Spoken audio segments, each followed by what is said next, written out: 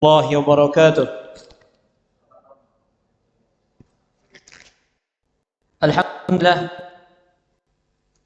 الحمد لله رب العالمين وصلى الله وبارك وأنعم على محمد وعلى آله وأصحابه ومن سار على نهجه واقتفى بأثره إلى يوم الدين.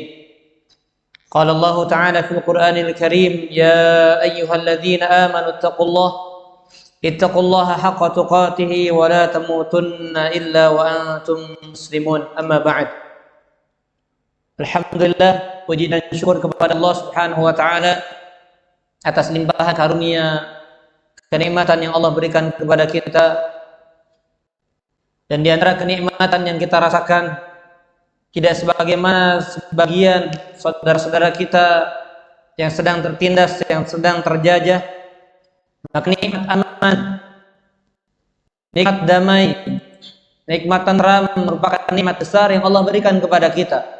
Beribadah, tenang, menghadiri kajian ilmu, damai, aman, maka semua ini adalah nikmat dari Allah. Maka kalau kita kufur kepada Allah, maka tidak menutup kemungkinan dirubah kondisinya dan keadaannya oleh Allah Subhanahu wa taala. Na'udzubillahi min dzalik. Maka mumpung Allah masih memberikan keamanan, kesehatan, kebaikan kepada kita, kesempatan ini jangan pernah disia-siakan. Jangan pernah disia-siakan, karena menyia-nyiakan nikmat Allah adalah bentuk kekufuran kepada nikmat Allah Subhanahu wa taala. Dan sebagaimana kita ketahui bersama, kalau kita kufur terhadap nikmat Allah, maka Allah akan cabut nikmat tersebut dan Allah akan ganti dengan siksa yang pedih. Allah Subhanahu wa taala mengatakan, la in syakartum la azidannakum wa la in kafartum inna adzabi lasyadid. Kalau kalian bersyukur maka aku pasti akan tambahkan, dan kalau kalian kufur maka sesungguhnya azabku sangat keras. Salawat dan salam semoga senantiasa terlimpah curahkan kepada Nabi kita Muhammad sallallahu alaihi wa ala alihi wasallam.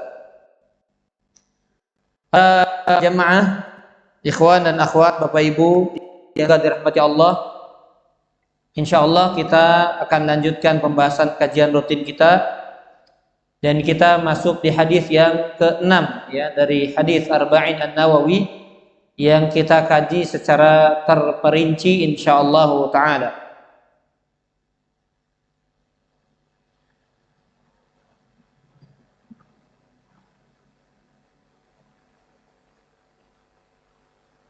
Hadisnya hadis dari Abu Abdullah An-Nu'man bin Bashir radhiyallahu anhu.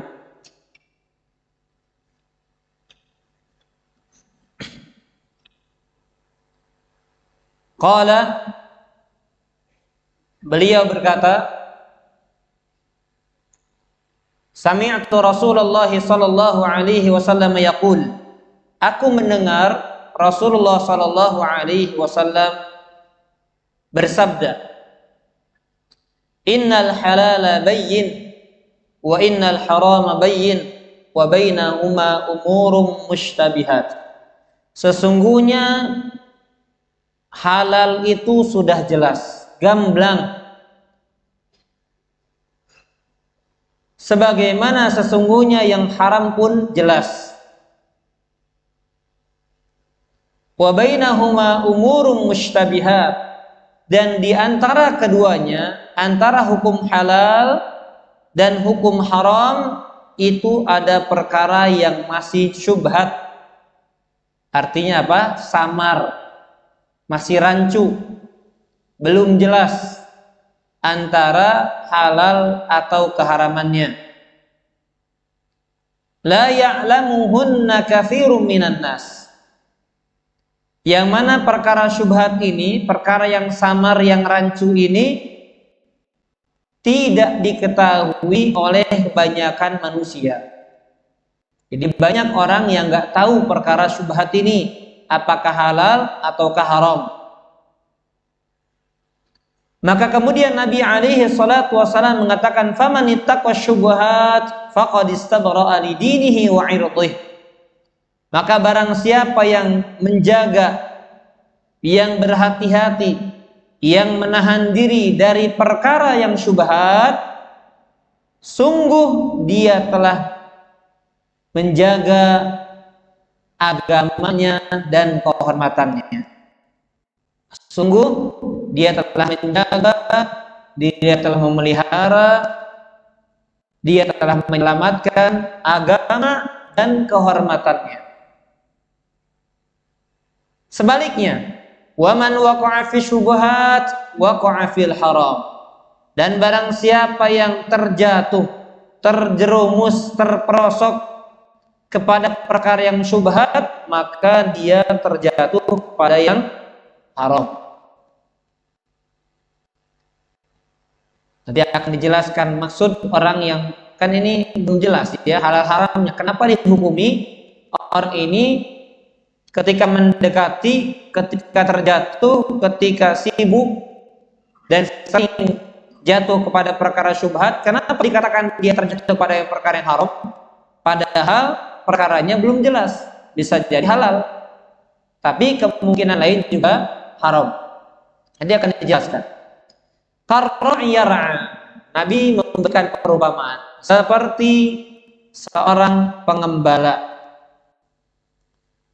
Yar'a haulal hima, yang mengembalakan gembalaannya di sekitar ladang yang terjaga, maksudnya yang sudah dibatasi, yang dilarang dimasuki. Karena ada pagernya, atau ada bentengnya, atau ada batasannya, atau ada patoknya, dilarang masuk atau dilarang mengambil manfaat dari apa yang ada di dalam batas pagar ini. Kita kan ya sering ya, misalnya milik pemerintah atau yang lain sebagainya, milik haji fulan, hajah fulanah, milik bapak atau ibu fulan fulanah, dilarang masuk dan lain sebagainya.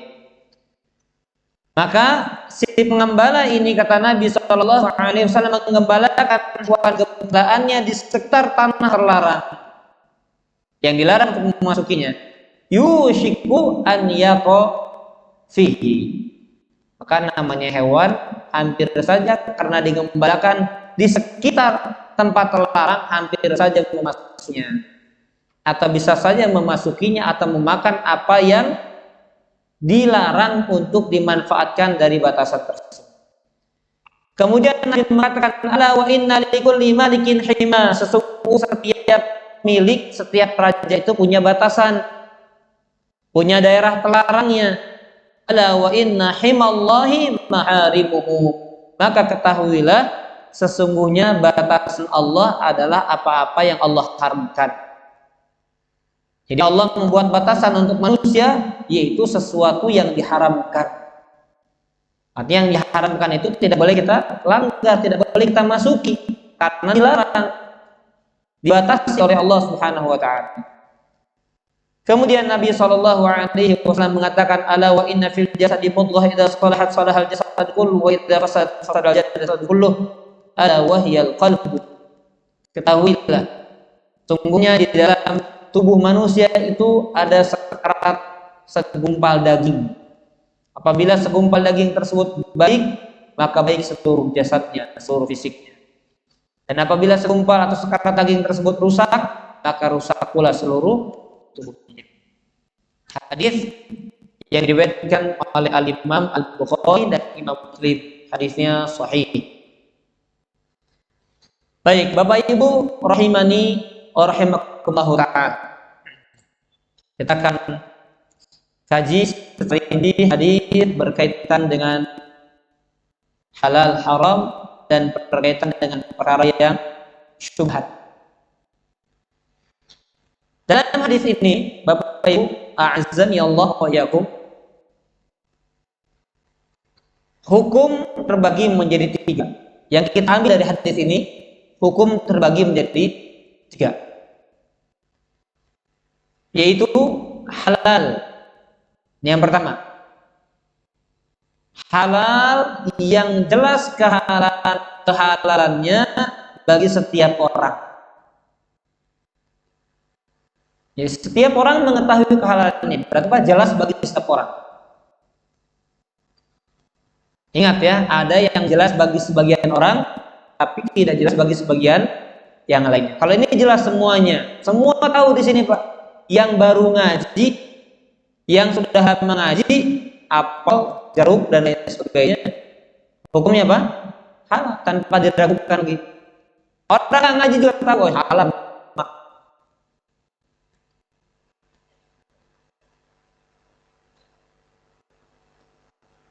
Kemudian yang kedua, hukum yang berkaitan dengan keharaman.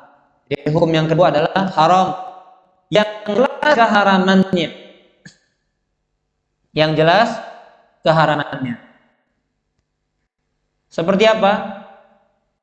Semua kita yang baru ngaji, yang sudah ngaji tahu daging babi, daging ayam misalnya, maka hukumnya apa?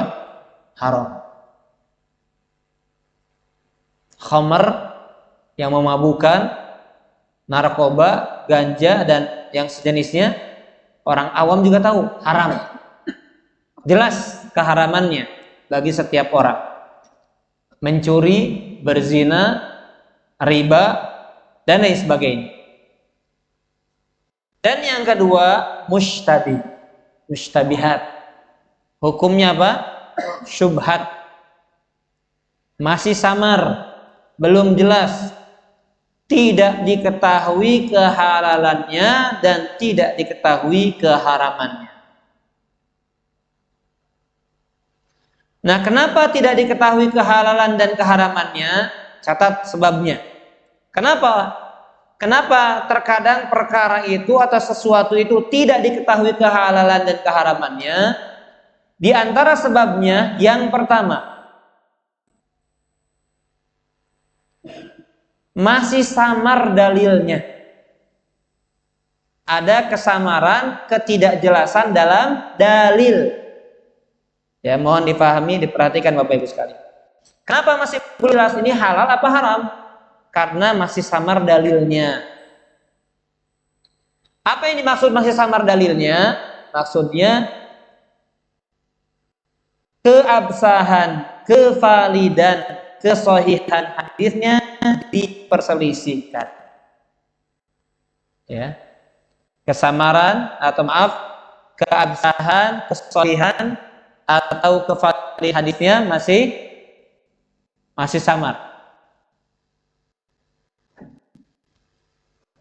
Disiapkan. Jangan dihapus. Baik. Dan ini di antara perkara yang banyak terjadi. Jadi apakah ini sahih dari Nabi Sallallahu Alaihi Wasallam ataukah belum jelas kesahihannya dari Nabi Sallallahu Alaihi Wasallam? Ya, seperti mungkin yang tahun-tahun ini atau belakangan ini dibahas ya, seperti oleh para asatidzah kibar kita di Dewan Fatwa Irsyad ya, tentang membaca surat Al-Kahfi. Selama ini kan baca ya, tadi bahas, ternyata masih diperselisihkan apakah ini hadis Nabi atau perkataan sahabat. Ternyata sebagian ulama mengatakan ini hanya sampai pada perkataan sahabat, tidak sampai kepada Nabi untuk pengkhususan hari Jumatnya. Adapun membaca Al-Kahfinya sunnah, tapi pengkhususannya apakah sampai kepada Nabi ataukah hanya sampai kepada sahabat. Yang satu hadis namanya marfu, sampai kepada Nabi. Yang satu lagi hadisnya namanya mauquf, hanya sampai kepada sahabat. Maka dianggap sunnah pengkhususan tersebut atau tidak? Nah, ini khilaf. Jadi apa? Samar. Boleh dikhususkan atau tidak? Kalau saya sudah jelaskan, saya lebih condong kepada pendapat yang tidak dikhususkan hari Jumat. Tapi kalau para mahat, para jamaah, silakan mau mengambil pendapat yang tiap Jumat Al-Kahfian, silakan. Ya, tidak masalah karena dua-duanya sama-sama dalil. Tapi ini sebagai bukti contoh, terkadang dalam hal dalil masih samar. Beda dengan haram zina, jelas semua sepakat, nggak ada ulama khilaf. Ya, kecuali ulama-ulama yang ya bukan ulama, namanya juhala, orang-orang bodoh yang berkata tentang agama. yang menghalalkan apa yang diharamkan Allah, atau sebaliknya mengharamkan apa yang dihalalkan Allah. Baik. Kemudian jamaah rahimani wa rahimakumullah taala, demikian misalnya tentang yang sebab, ya, sebab ketidakjelasan dalam hal dalilnya. Banyak, ya, mungkin satu saja kita sebut dulu, nanti kita sebutkan yang lain. Kemudian sebab yang kedua, masih samar dalam menerapkan dalilnya. Masih sama dalam penerapan dalilnya. Jadi dalilnya sahih, tapi apakah dalil ini menunjukkan akan hukum tersebut atau tidak? Paham maksudnya? Dalilnya sahih, tapi apakah konsekuensi dari dalil ini menunjukkan haram perkara itu atau tidak? Berarti hukum ini jadi apa? Jadi samar. Kenapa? Karena penerapan dari dalilnya yang masih samar. Dalilnya sudah jelas, tapi penerapan dalil ini untuk suatu hukum jelas atau tidak, tepat atau tidak. Contohnya biar lebih jelas. Misalnya berkaitan dengan hukum kredit. Hukum apa? Kredit. Berkaitan dengan dua harga. Kan tidak boleh berdagang dengan apa? Dua harga. Ada satu transaksi dengan dua harga. Maka dalilnya sahih, tapi penerapan hukumnya seperti apa? Ini terjadi perbedaan pendapat. Jadi inilah yang menyebabkan belum jelas bagi kebanyakan orang, belum gamblang bagi kebanyakan orang. Sebagian ulama mengatakan boleh karena akadnya sudah terpisah. Nih, kalau kontan 1 juta, tapi kalau dibayarnya kredit maka 1,5 juta halal. Menurut sebagian apa? Para ulama. Dalilnya sahih. Dengan dalil yang sama, kemudian ada pendapat yang kedua, tidak halal. Ini jadi dua akad, jadi dua harga. Ya, dalam satu transaksi jadi dua harga. Kadang 1 juta, kadang 1,5 juta. Jadi nggak boleh. Sebagian ulama mengatakan demikian. Maka menjadi syubhat, menjadi samar bagi sebagian orang. Ini sebab yang kedua, kenapa perkara itu menjadi samar.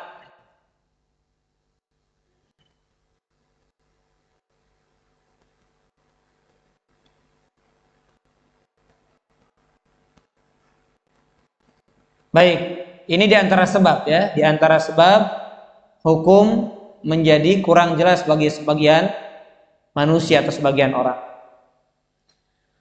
Baik, para jamaah rahimani wa rahimakumullahu taala, lihat ketika Nabi Shallallahu Alaihi Wasallam mengatakan, yang halal jelas, yang haram juga apa?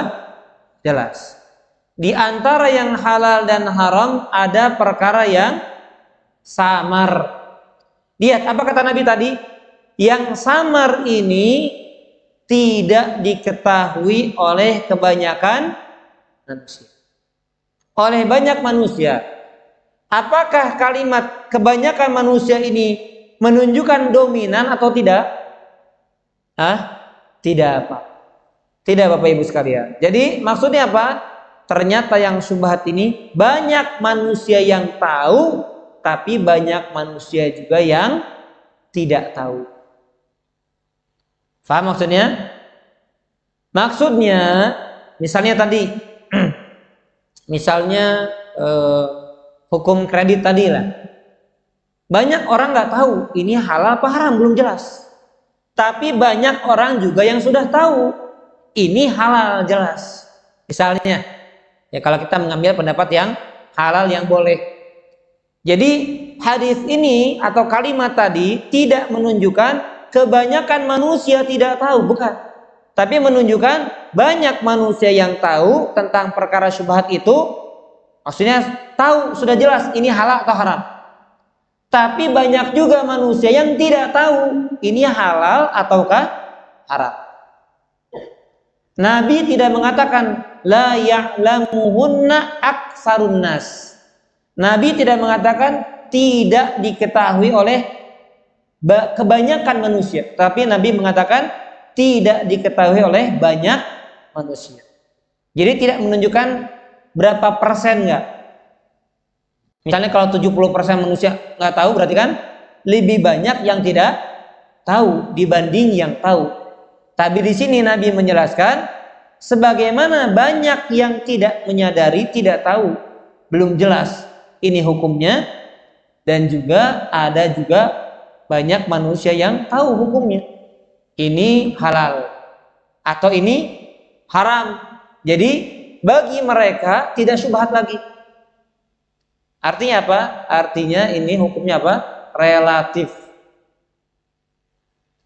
Relatif. Bagi kita mungkin masih samar, tapi bagi orang yang sudah belajar tidak samar lagi. Halal jelas atau haram jelas. Baik, para jamaah azan ya Allah wa iyyakum ajma'in.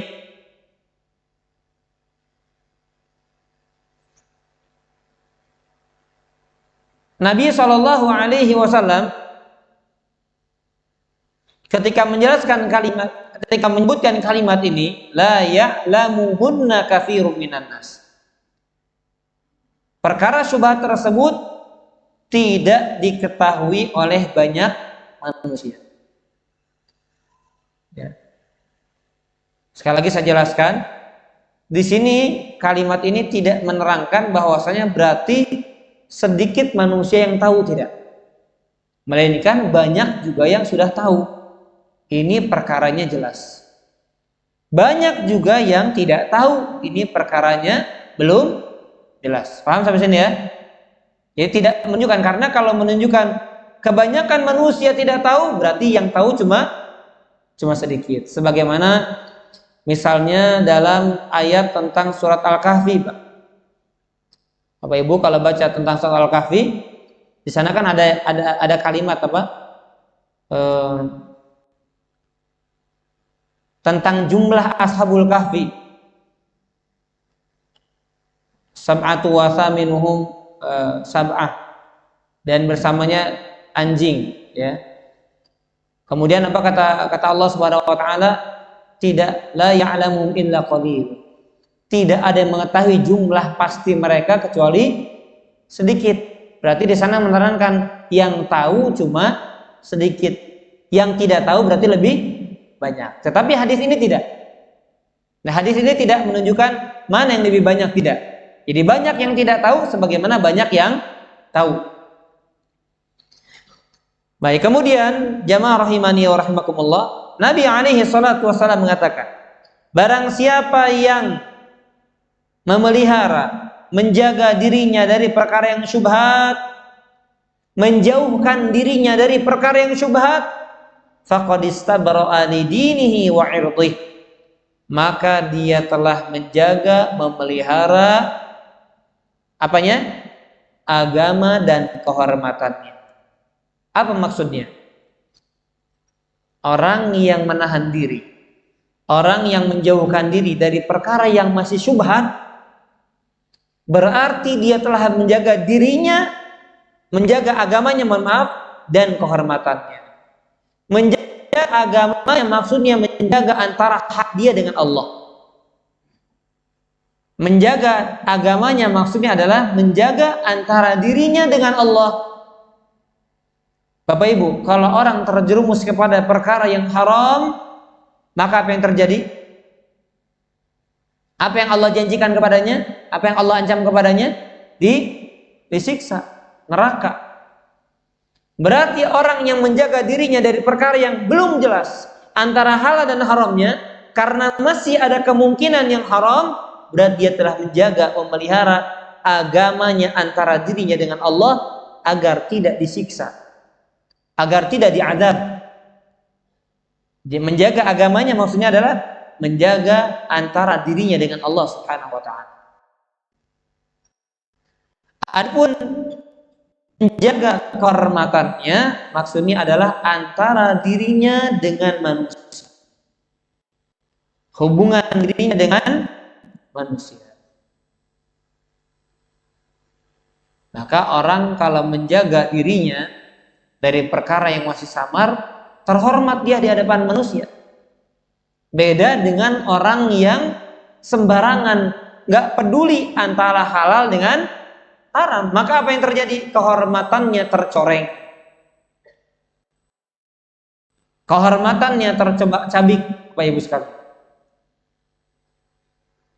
Maka manusia akan membicarakannya, dia si fulan, dia nggak menahan diri, dia nggak memelihara diri, dia nggak menjaga diri dari perkara yang khas. Kok orang ini nggak hati-hati ya, kan begitu Pak. Tapi kalau orang itu mengambil sikap kehati-hatian, kita Bapak Ibu mengambil sikap kehati-hatian dari perkara yang belum jelas antara halal dan haramnya, yang di dalamnya kemungkinan halalnya ada sebagaimana kemungkinan haramnya ada, maka kita akan dibicarakan oleh manusia dan kita tidak menjaga agama kita. Bahkan Nabi Shallallahu Alaihi Wasallam menjelaskan. Nah, di sini Bapak Ibu perhatikan ya. Jadi kalau ada perkara yang syubhat yang belum jelas, kecuali jelas, halal jelas sudah, laksanakan silahkan, nikmati silahkan. Haram jelas tinggalkan, jauhi. Tapi kalau ada perkara yang belum jelas, misalnya Bapak Ibu, ini kata Ustaz Fulan boleh, kata Ustaz Fulan nggak boleh. Kata Kiai Fulan halal, kata Kiai Fulan haram. Berarti masih apa? Masih samar. Bagi kita yang awam ya. Bagi kita yang awam. Tapi kalau bagi yang lain yang misalnya saya masih bisa mempertimbangkan dengan dalil-dalil yang ada, dengan fatwa-fatwa yang ada dipertimbangkan. Bagi saya jelas. Nah bagi orang awam masih samar. Ini saya ikut ustaz ini atau ustaz ini. Maka lebih baik apa? Hati-hati. Barang siapa yang hati-hati, berarti dia telah menjaga agamanya dan kehormatannya. Tapi kalau tidak hati-hati, berarti bahkan kata Nabi, waman waqa'a fi syubhat waqa'a fil haram. Barang siapa yang terjatuh kepada perkara yang syubhat menurut dia, oh belum kelas, tapi nggak apa-apa deh, kan ada ustadznya.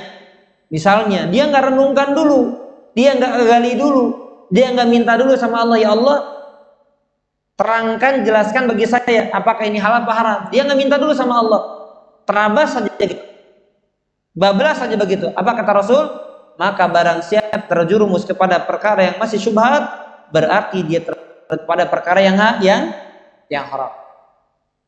Ini kata Nabi Shallallahu Alaihi Wasallam.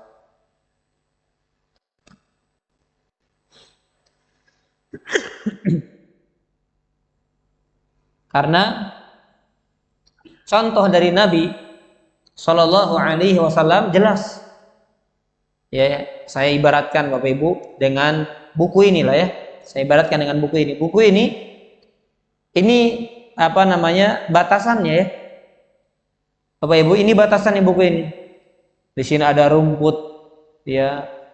Kalau yang ngurus kambing tahu ya, ada odot, ada rumput gajah, ada macam-macam lah. Ya, ada itu, saya istilah-istilahnya baru tahu tahun ini. Saya kira setiap kambing itu yang penting makan rumput, enggak, ternyata ada penelitiannya. Ini kelihatannya tebal rumputnya, padahal kadar airnya lebih banyak, sehingga si kambingnya ternyata nggak akan lebih gemuk. Kenapa? Karena kadar airnya yang banyak. Makanya dikasih 3 karung sehari juga nggak gemuk. Ya banyaknya malah jadi apa? Mencret tuh kambingnya. Begitu Pak. Ya orang yang pengalaman tahu dia biasanya. Maka lihat, kalau kita mengembalakan kambing kita atau domba kita di sekitar batasan yang dimiliki orang yang memang dilarang Pak, mungkin kambingnya akan makan terlebih dahulu rumput yang keluar, Pak ya, yang keluar tuh dimakan. Akhirnya apa? Namanya kambing Pak, didudut Pak, atau dudut Pak. Ditarik, berarti kan diambil yang di dalamnya. Halal atau haram? Haram kalau si pemilik ini mengatakan tidak boleh dimanfaatkan sama sekali oleh siapapun. Kan di sini, oh ini masih syubhat nih. Nah, barang siapa yang menjaga dirinya, dia menjauhkan dirinya, si kambingnya dijaga, Pak, dijauhkan, berarti makan rumputnya di sini jelas sudah halal. Tapi kalau di sini akhirnya apa? Dia makan yang di luarnya halal, tapi akhirnya dia cabut, bahkan kambingnya saking kelaparan loncat ke tengah si kambing tuh, ya jelas haram sudah. Berarti kambingnya makan dari makanan yang haram, milik orang lain. Maka lihat kata Nabi, barang siapa yang terjerumus kepada perkara yang syubhat, ada batasan ini, maka dia akan terjerumus kepada yang haram. Tetapi kalau menjaga diri, maka dia telah menjaga agama dan kehormatannya. Baik, jamaah rahimani wa rahimakumullahu ta'ala.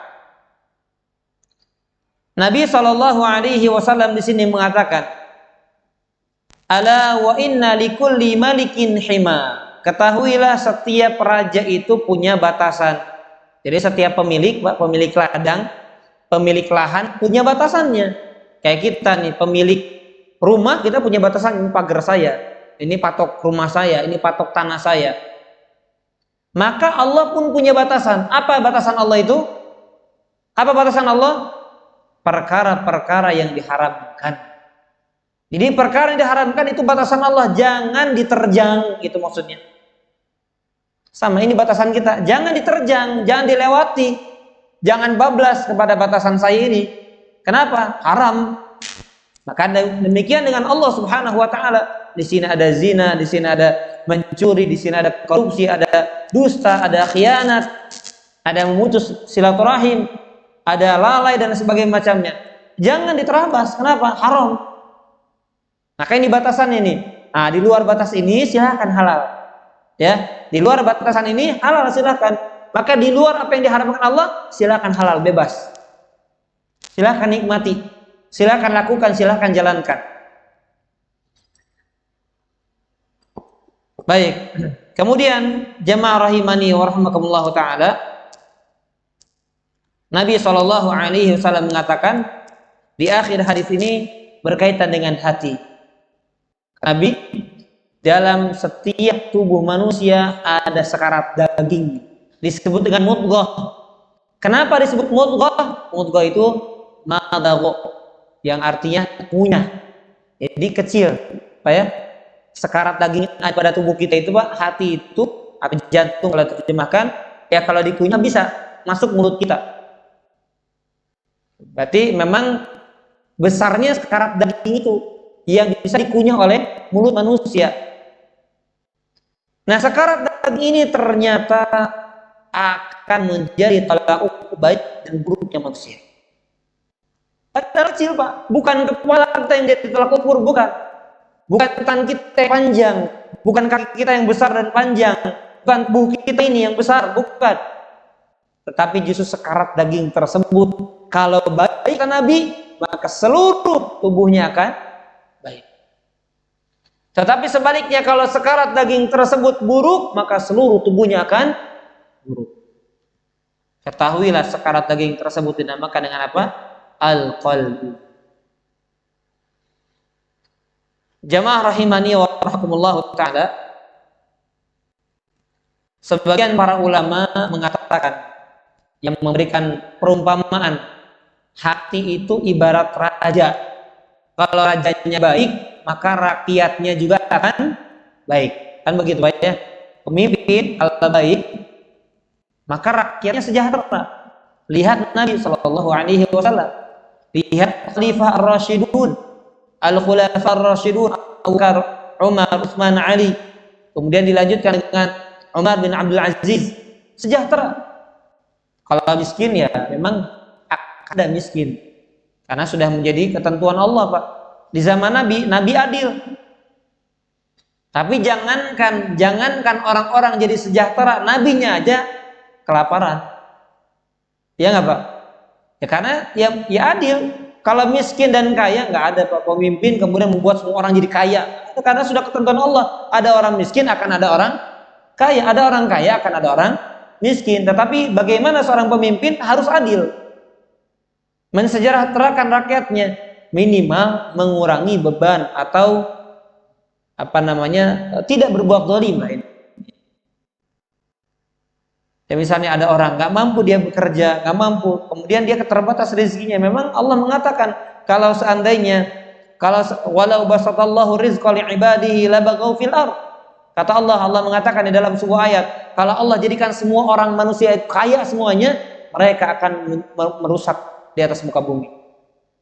Mereka akan berbuat zalim, mereka akan melampaui batas di atas muka bumi ini kalau dijadikan kaya semuanya.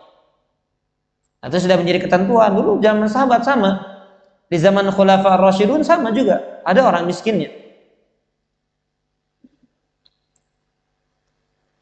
Ya, sekarang tahun-tahun panas politik ya. Nah, ya. Mari kita simak janji-janji manisnya dan kemudian nanti kita lihat gitu. Ini kalau nggak ada undang-undangnya mungkin saya sampaikan di pengajian. Ya, intinya demokrasi bukan datang dari Islam.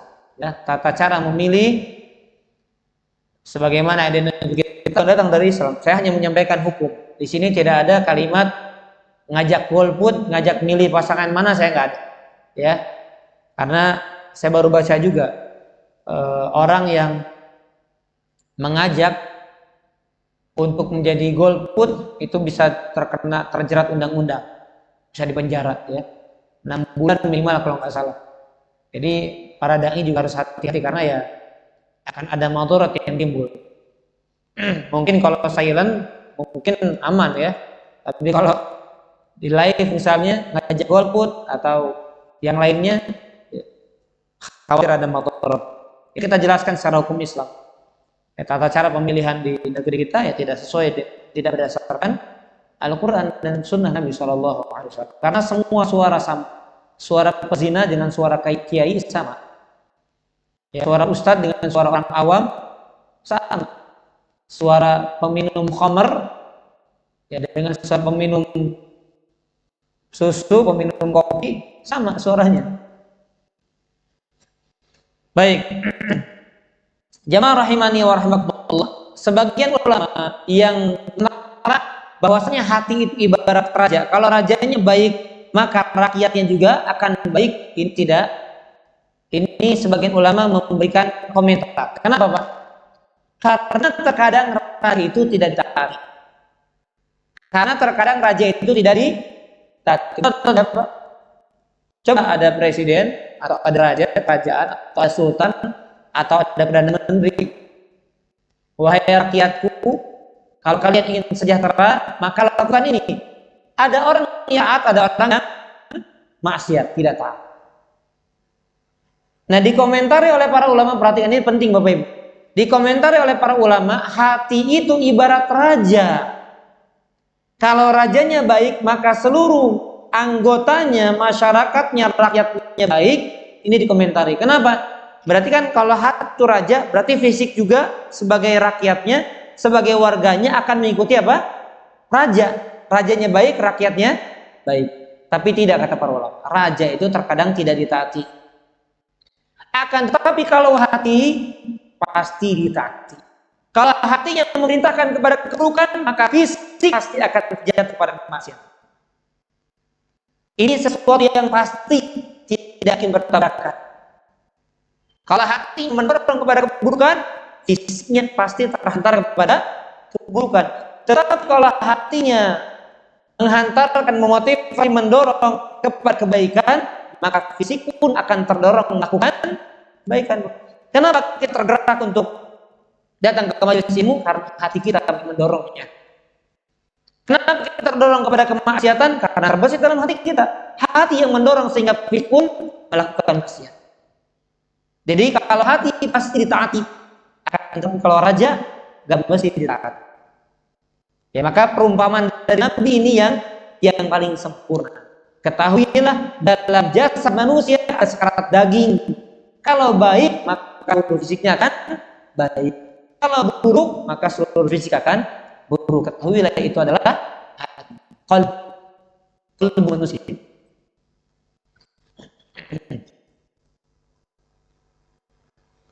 Hadis ini Bapak Ibu sekalian adalah hadis yang sangat agung, yang sangat syarat dengan faidah.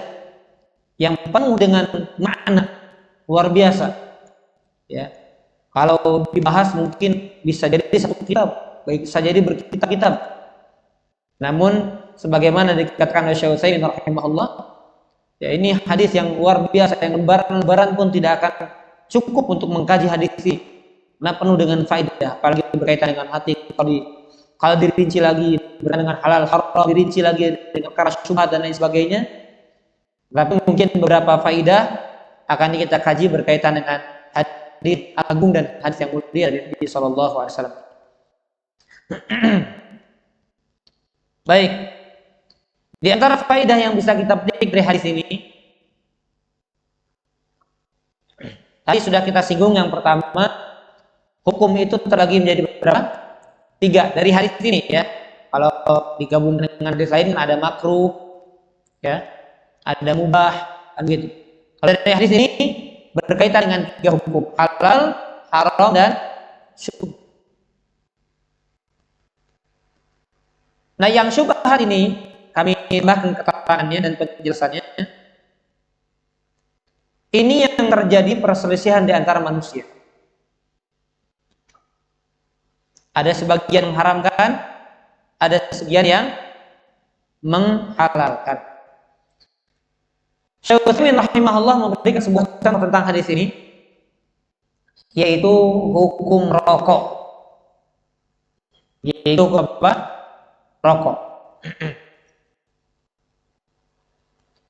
Rokok halal atau haram? Ada yang bilang halal, ibu-ibu? Enggak ada. Halal atau haram? Rokok herbal. Nah, ada rokok herbal. Ada Pak ya? Ada. Rokok elektrik dan lain sebagainya. Tapi rokok, kita bicara rokok. Rokok halal atau haram? Di awal pertama kali muncul rokok, saya nggak tahu pertama kali muncul berapa rokok itu. Zaman Nabi nggak ada ya. Zaman sahabat nggak ada. Coba kita tanya Syekh dulu sebentar. Rokok muncul tahun berapa? Ya. Harus tanya dulu sebentar ya. Saya pengen tahu juga sejarah.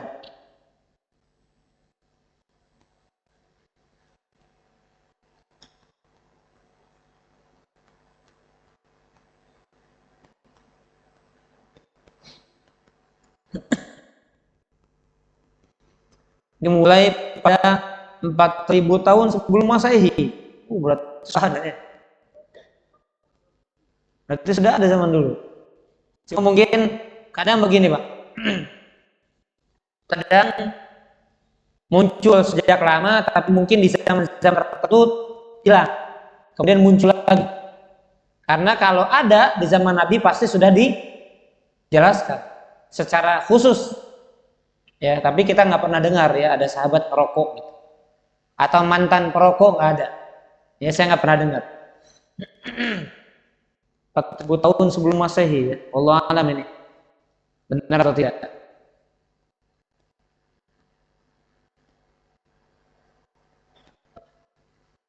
Ya Allah a'lam ya. Kadang di Google ini kadang bisa dipercayakan tidak ya. Baik. Kata para ulama, di awal pertama kali muncul rokok, maka dulu masih syubhat hukum. Jadi belum jelas halal atau haram. Kenapa? Karena belum diteliti apa bahayanya, apa mudaratnya, mana pertimbangan antara maslahatnya, manfaat dan mudaratnya, itu belum jelas. Jadi awal pertama kali muncul. Makanya mungkin sebagian orang masih menganggap hukumnya apa? Makruh. Tapi kalau seandainya makruh itu lebih baik dilakukan atau ditinggalkan? Dia tinggalkan. Orang itu karena makruh justru menjadi alasan dia apa? Melakukan, bukan meninggalkan. Ada makruh iyalah. Makruh inilah. Justru karena makruh ditinggalkan, dibenci. Kan kalimat juga makruh, dibenci. Dibenci kalau dilakukan. Kalau ditinggalkan dapat pahala, kalau dikerjakan tidak dosa. Masa dia memilih yang tidak dapat apa-apa dibandingkan yang dapat pahala? Kan begitu secara akal. Tapi setelah dipelajari, maka jelas gamblang hukumnya, bukan syubhat lagi, bukan makruh lagi, tapi hukumnya haram. Hukumnya haram. Dan saya tidak mau mengatakan ulama berbeda pendapat, enggak. Ulama sepakat kalau Ahlus Sunnah wal Jamaah yang kembali kepada dalil, maka sepakat akan keharaman rokok. Karena di dalam Al-Qur'anul Karim Allah mengatakan wa yuharrimu 'alaikumul khaba'ith, dan pasti Rasul yang diutus itu mengharamkan kepada kalian perkara-perkara yang buruk. Secara logika, secara kesehatan, secara hati nurani, orang pasti mengatakan rokok itu banyak madorotnya. Kalaupun ada manfaatnya, maka sebagaimana khamr itu tidak langsung haram. Kenapa? Karena Allah pun mengatakan ada manfaatnya, tetapi lebih banyak apa? Madorotnya. Yang mungkin bagi orang ada manfaatnya juga. Oh, dia matanya. Ya semangat, saya lebih baik nggak sarapan daripada nggak ngerokok. Banyak begitu, Pak. Ya. Kemudian kalau nggak ngerokok susah saya pikirnya. Nah, emang susah mikir aja dia bawa rokok ya. Yang bawa susah mikir ya. Kemudian kalau ngerokok tuh dia terinspirasi, keluar inspirasi itu. Oh, banyak alasannya. Anggaplah ada maslahatnya, tapi mudaratnya lebih besar. Maka hukumnya jelas haram, ya. Nah, dulu perkaranya syubhat, belum jelas halal atau haram. Nah, sekarang jelas. Nah, tapi bagi sebagian orang mungkin masih belum jelas. Jadi bisa jadi hukumnya relatif di sebagian golongan. Bagi sebagian golongan dia masih menganggap ini makruh atau masih belum jelas halal haramnya. Tapi bagi orang yang berakal, orang yang hati nuraninya bersih, fitrahnya masih lurus, dia menimbang antara maslahat dan mudarat, maka dia akan dengan jujur mengatakan haram, ya, bukan halal atau makruh atau syubhat.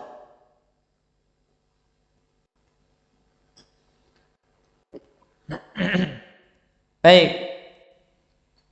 Kemudian Syekh di sini menjelaskan, ini rincian Bapak Ibu.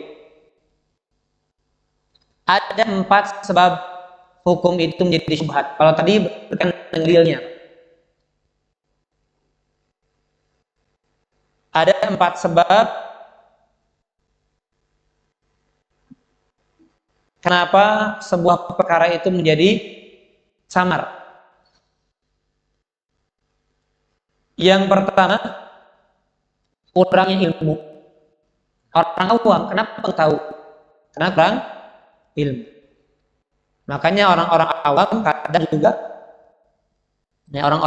kadang juga, dia masih samar. Apakah ini riba atau tidak? Masih samar bagi dia riba atau bukan. Apalagi ditambah lagi dengan ulama-ulama su. Ulama-ulama yang menyeru pada keburukan. Dikatakan ulama, tapi namanya apa? Ulama su. Yang menghalalkan bank konvensional. Ada atau tidak? Ada. Saya nggak perlu sebut namanya, saya nggak perlu sebut gelarnya.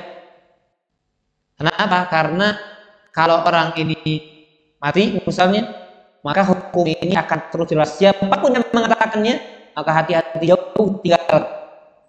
Dia mengatakan dengan jelas hukumnya apa? Bukan bunga, bukan riba. Coba Pak, luar biasa. Ya, yang mana ulama jelas Pak ya. Apalagi di Saudi yang jelas ketat masalah itu, bank-bank syariah tersebar jelas. Bank konvensional tidak, sistemnya tidak mereka gunakan. Kenapa? Karena haram jelas. Tapi ada orang yang mengatakan apa? Halal, tidak riba. Orang awam, nah, bagi sebagian golongan jadi syubhat. Ada Ada fulannya juga, ada ustadznya juga yang menghalalkan. Nah, kenapa jadi syubhat? Karena kurang ilmu. Ya, sebagaimana kita juga terkadang tidak mengetahui sesuatu. Kenapa? Karena kurang ilmu. Jadi perkaranya masih syubhat bagi kita. Kemudian seperti misalnya, ya saya masih kadang ragu ya ketika ditanya apa hukum wanita menikah dalam keadaan hamil karena perzinahan. Apakah sah atau tidak? Karena ulama khilaf. Walaupun banyak jumhur mengatakan tidak sah. Maka kalau dia menikah, maka akadnya batal karena tidak sah.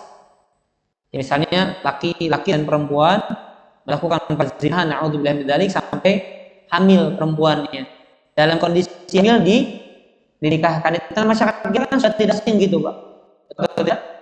Sudah nggak asing. Ya, saya pernah diundang di suatu acara, maka ya saya nggak tahu, kalau tahu mungkin saya nggak akan hadir. Dalam keadaan begitu, dalam keadaan ternyata sudah hamil dengan perzinahan. Nah, maka syubhat bagi bagian orang, apakah akan sah atau tidak? Sebagian mengatakan sah, maka dilakukan nikah. Yang tidak, ya maka nggak boleh kemudian melaksanakan akad pernikahan sampai si bayi lahir. Biasanya masyarakat kenapa? Karena malu kan? Kalau lahir dulu ya ketahuan sudah, ini berarti anak haram, anak zina. Ya kalau apa namanya, kalau nikah ya dianggapnya, apalagi masih 1 bulan, dianggapnya ya sudah anak halal. Baik, yang kedua, kurang dalam pemahaman. Kalau tadi kan kurang ilmu, ada orang yang banyak ilmunya tapi pemahamannya kurang. Jadi lemah pemahamannya. Misalnya para jamaah sering pengajian, berarti kan sudah mulai banyak maklumat, pengetahuan, wawasan agama yang sampai, tapi dalam memahami dalilnya belum luas. Makanya bisa menjadi salah satu sebab seorang itu memandang sesuatu masih samar. Kenapa? Tahu ilmunya tapi masih kurang paham. Yang ketiga, lalai dalam mentadaburi dan menghayati.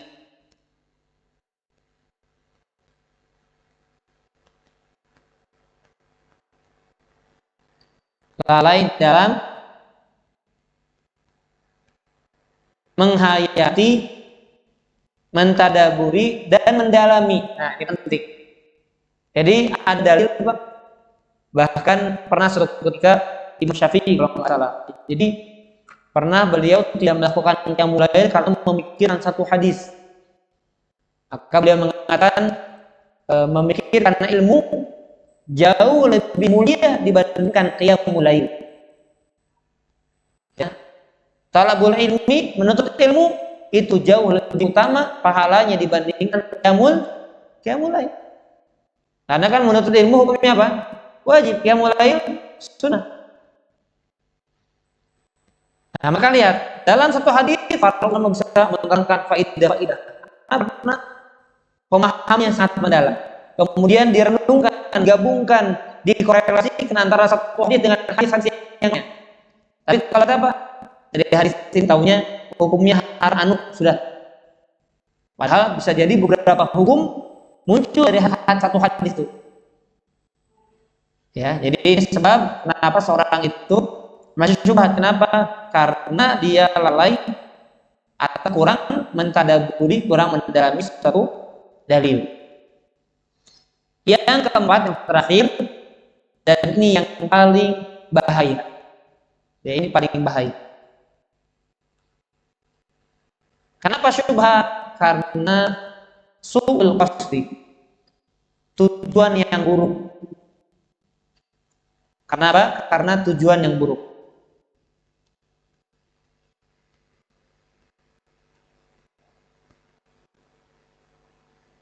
Maksudnya bagaimana? Maksudnya adalah seorang hamba atau seorang tidak ada maksud dari menuntut ilmu atau dari mengucapkan sesuatu kecuali kecuali ingin menang. Ya, tidak ada maksud dari menuntut ilmu atau menyampaikan sesuatu kecuali apa? Kecuali membela perkataan dan perbuatannya sendiri. Ada nggak orang seperti itu? Banyak kok. Jadi pengen yang penting menang tanpa memandang apakah ini salah atau benar. Ya, saya kemarin sebagaimana saya ceritakan ketika saya mengupload ya di Instagram tentang tata cara sholat, budaya kesalahan dalam takbiratul intiqal, ya banyak orang yang komentar ya dalam tanda kutip, saya tidak suudzon, tapi mengarah kepada apa? Mengarah kepada membela diri. Wah, ribet amat begini caranya, ya ribet amat, kemudian menyusahkan amat dan lain sebagainya. Ya, berarti kalimat-kalimat seperti apa? Ya membela perkataannya, membela perbuatannya. Padahal kalau kita berlapang dada dapat masukan, ya sudah, tinggal direnungkan, tinggal dipelajari, tinggal didalami, lakukan kalau itu benar, tinggalkan kalau salah. Nah, tetapi kalau tujuan awalnya adalah tujuan yang buruk, maka Allah akan haramkan dia sampai kepada ilmu yang benar. Ya, kalau tujuan awal kita misalnya ketika diskusi, ketika kita mencari ilmu, ketika kita mencari kebenaran, ketika kita melakukan sesuatu, kita perhatikan mengkonfirmasi benar atau tidaknya, halal atau haramnya. Tapi kita nggak lapang dada. Yang penting dia nanya, tapi pengen benarkan, paham nggak? Ustaz, ini hukumnya gimana? Tapi maksudnya apa? Maksudnya untuk menolong perkataannya dan perbuatannya, membela perkataan dan perbuatannya. Maka dia tidak akan sampai kepada ilmu yang benar. Hati-hati. Jadi kita cari ilmu untuk kita tunduk kepada ilmu Allah. Nah, ini bahaya.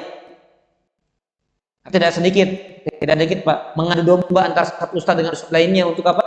Untuk mengenal diri. Jadi cari-cari ustaz yang sepakat dengan apa yang sesuai dengan hawa nafsu.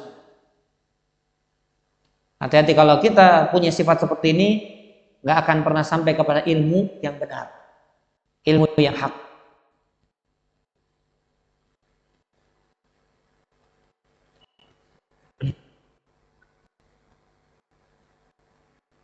Ya, kita membanding-bandingkan misalnya, ya maaf ya, seperti guru kita Ustaz Dr. Erwandi Hafizahullah Ta'ala, kan beliau menerangkan, kan beliau pernah menjadi dewan pengawasnya di salah satu bank syariah, ya, bank konvensional. Dia jelaskan, kayak beliau mengatakan di Indonesia ada bank syariah boleh kita, ya, walaupun belum, sebagian mengatakan belum murni full 100% syariah, tapi setidaknya kita meminimalisir. Tapi sebagian dai mengatakan apa? Justru bank syariah itu lebih haram daripada bank konvensional. Maaf saya sebut namanya karena dia terlalu sering nyerang dakwah sunnah. Maaf saya sebut namanya. Siapa guru gembul misalnya. Ya, kadang harus berani juga ya. Oh, dia terang-terangan sekali ya, di dalam satu podcast yang terkenal dia terang mengatakan apa? Ini bank syariah ini lebih haram daripada bank konvensional. Karena menurut pandangan saya pribadi, terserah itu, ini menurut pandangan saya pribadi, dia mengatakan begitu. Maaf Bapak Ibu ya, ini saya jarang nyebut nama dalam majelis ilmu ya. Mungkin dalam 5 tahun baru 1-2 kali mungkin terhitung jari. Itu pun dalam satu tangan, bukan 10 jari ini. Ini syubhatnya luar biasa. Jadi ya kita dibuat bingung Pak kalau gitu. Mau nabung konvensional salah, bank syariah lebih salah lagi. Kenapa dia mengatakan lebih haram? Kenapa? Karena kalau bank konvensional dia tidak membawa-bawa syariah, jelas haram gitu. Nah, kalau bank syariah, pertama dia tidak syariah, haram kata dia. Yang kedua, dia bawa nama syariah, dan bawa nama syariah berarti apa? Menghalalkan apa yang diharamkan Allah dan lebih dosa. Bahkan kalau kita lihat pembahasan para ulama, di antara pembatal keislaman adalah mengharamkan yang dihalalkan Allah, atau sebaliknya menghalalkan apa yang diharamkan Allah. Nah, maka syariah ini dua katanya haraman. Nah, kalau orang yang nabung bekerja di bank syariah lebih haram. Ini saya sampaikan ya. Nah, ini hati-hati, ini syubhat ini. Hati-hati ya. Jadi insya Allah nggak masalah. Kita didengar keterangannya dari Dr. Erwani yang beliau tentu pakar. Ya, beliau di S3-nya aja kalau tidak salah di Riyadh, ya, Muhammad Ibn Saud, bukan cabang, pusat dari kampus kami Lipia. Di Lipia Jakarta itu cabang dari kampus terbaik di Saudi, Muhammad Ibn Saud. Jami'ah Muhammad Ibn Saud. Muhammad Ibn Saud University yang ada di pusat ibu kota negara Saudi Arabia, yaitu di Riyadh, ya. Nah, itu ngambilnya usul, Pak. Usul ini berat. Ya, jurusan usul itu termasuk jurusan yang berat. Jadi tentu tidak sembarangan dalam menyampaikan fatwa. Ya, jadi kalau kita misalnya Bapak Ibu membandingkan satu ustadz lainnya, tapi buruk maksud kita, tujuan kita sudah buruk dari awal, Allah nggak akan pernah sampaikan kita kepada ilmu yang hak. Nah, kecuali kalau kita membandingkan, kita memang ingin tahu, cari kebenaran. Sebagaimana kisah siapa? Salman Al-Farisi. Bayangkan Salman Al-Farisi ingin tahu Rabb yang disembah siapa yang begitu. Ya akan Allah sampaikan tujuannya. Kenapa? Karena tujuannya sudah apa? Sudah benar. Barang siapa yang niat tujuannya benar, Allah akan sampaikan, Bapak Ibu. Tapi kalau niatnya sudah nggak benar, nggak akan sampai. Baik, ini diantara faedah yang penting kita bahas. Baik, kemudian diantara faedah dari hadis ini, Allah menjadikan perkara syubhat itu hikmah. Nah, diantara hikmahnya apa? Kan mungkin diantara kita kadang suka protes, Pak. Kenapa sih Allah nggak terangkan aja hukum yang halal, yang haram, jadi jangan ada yang rancu gitu. Ya Bapak Ibu, udah aja halal, haram. Kenapa ada perkara yang rancu? Kan kata Nabi, ada perkara yang masih samar. Berarti kan ini ketetapan Allah. Ada yang halal, ada yang haram, ada yang masih samar. Ini ketetapan Allah. Dan setiap ketetapan Allah itu pasti baik, gitu Pak. Di antara hikmahnya apa? Di antara hikmahnya akan diketahui siapa yang semangat mencari kebenaran dan siapa yang lemah mencari kebenaran. Coba Pak, kalau jelas halal, udah aja. Ini apa? Halal. Ini apa? Haram. Udah nggak ada udah, orang leha-leha santai-santai tahu. Tapi karena ada perkara syubhat, dia harus renungkan, dia harus hayati, dia harus bandingkan, dia harus teliti, dia harus kaji, dan seterusnya. Ini hikmahnya. Akan diketahui siapa yang semangat mencari kebenaran, mencari ilmu, dan siapa yang lemah dalam perkara tersebut.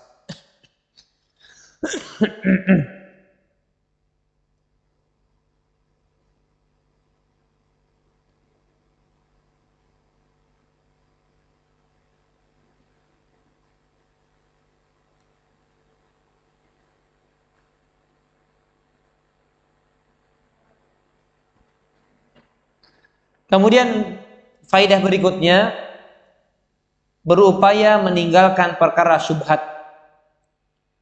Ya, jadi usahakan Bapak Ibu, upayakan jauhi, hindari diri kita dari perkara yang syubhat.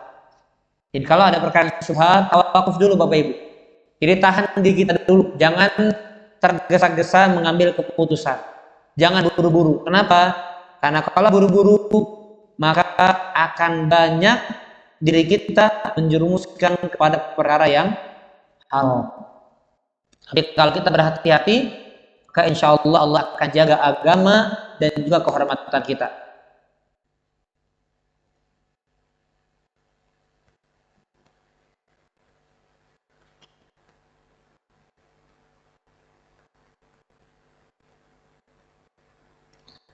Nah, di antara contoh yang disebutkan Bapak Ibu, jadi kita berupaya menjaga diri dari perkara yang syubhat, salah, dan ini ada syaratnya. Dengan syarat, maaf ya tambahannya, dengan syarat memang tidak tegak dalilnya, belum jelas dalilnya. Tapi kalau jelas dalilnya halal, sudah nggak usah kita takut haram misalnya. Jadi saya jaga-jaga dulu, nggak. Kalau jelas halal silakan. Jelas haram tinggalkan. Tetapi kalau memang belum jelas, tahan. Nah, ini pernah terjadi di sahabat yang mana mereka masih sangat dekat jaraknya antara kufuran dengan keislaman. Artinya mereka baru masuk Islam. Maka suatu ketika para sahabat Nabi Shallallahu Alaihi Wasallam datang kepada Nabi, ya Rasulullah, wahai Rasulullah, inna qauman ya'tunana billahab. Sesungguhnya ada segelintir kaum yang membawakan daging untuk kami. Apakah kami tidak tahu apakah mereka menyebut nama Allah ketika menyembelih atau tidak? Dia perhatikan Bapak Ibu. Dulu para sahabat datang kepada Nabi mengadukan, wahai Rasulullah, segelintir orang datang kepada kami bawa daging. Kami nggak tahu mereka menyembelihnya itu dengan menyebut nama Allah atau tidak. Maka kata Nabi, summu antum wakulu. Maka kata Nabi, ya udah kalau begitu kalian ucapkan bismillah dan makan saja. Nah, maka disebutkan bahwasanya kata Aisyah mereka dulu masih baru masuk Islam. Jadi mereka masih nanya sama Nabi bagaimana sikapnya. Nah, sekarang bagaimana sikap kita Bapak Ibu kalau ada orang bawa oleh daging? Masih nanya nggak? Ini kira-kira halal apa haram? Jangan-jangan ini orang nggak lupa baca bismillah lagi. Kalau gitu kita nggak usah belanja ke pasar Bapak Ibu. Atau kita tanya dulu tuh tukang jaganya, Pak, bismillah dulu nggak nih daging? Ya, goloknya dia giniin nanti, bukan daging yang dikasih. Keluarin kreseknya, goloknya. Apa-apaan ente gitu kan? Ya. Jadi kita nggak perlu ya untuk sekarang ini kita sudah nggak perlu. Karena hukum asalnya apa? Halal. Hukum asalnya halal.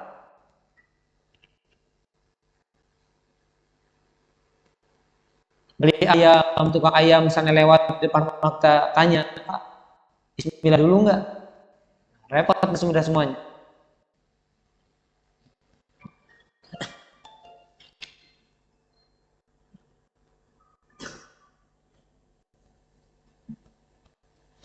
Demikian pula bahkan termasuk kalau yang datang kepada kita orang Yahudi, orang Nasrani, bawa oleh-oleh daging, ya dagingnya jelas sapi gitu ya. Daging sapi atau daging lain yang halal, bahkan nggak perlu juga kita tanya, ya ini disembelihnya cara Islam atau tidak, nggak perlu, halal.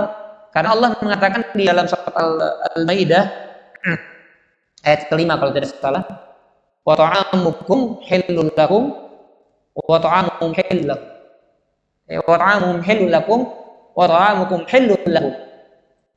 Makanan kalian halal bagi mereka dan makanan mereka halal bagi kalian. Dan di sini tidak ada keterangan harus bertanya dulu tata caranya Islami atau tidak. Jadi hukum asalnya apa? Halal ya.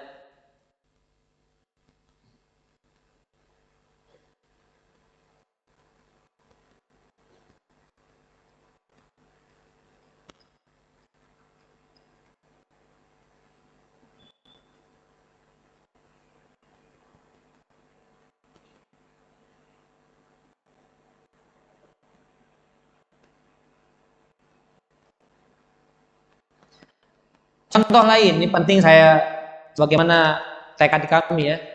Ini mungkin banyak dikaji kitab Arba'in Nawawi, tapi saya ingin lebih rinci lagi dalam kajian-kajian kita karena ya masih banyak perkara-perkara yang kadang kita masih ragu Bapak Ibu ya.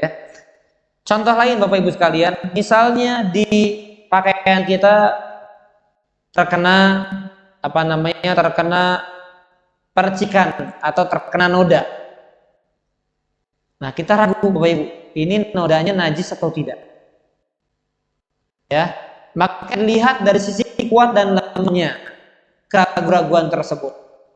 Jadi kaidahnya Bapak Ibu, keraguan itu dilihat dari sisi lemah dan tidaknya keyakinan kita. Kalau keyakinan kita kuat, ini jangan-jangan lebih dominan najis, maka lebih baik ditinggalkan. Tapi kalau lemah, sepertinya tidak. Ada kemungkinan najis sedikit, maka tidak perlu dipedulikan. Ya, begitu caranya Bapak Ibu. Jangan kemudian jadi was-was kita. Pertama, yakin suci. Pas dalam sholat, waduh kayaknya najis. Sampai salah kepikiran najis tidak. Padahal lagi baca Al-Fatihah, lagi ruku, najis tidak. Lagi sujud, najis enggak. Sudah. Hukum asalnya apa? Hukum asalnya tidak najis. Jadi al-yaqinu la yazulu bisyak, kayaknya. Sesuatu yang yakin tidak boleh dihilangkan dengan yang ragu. Bapak Ibu, hukum asal pakaian kita najis atau tidak? Hukum asal pakaian kita najis atau tidak? Tidak najis.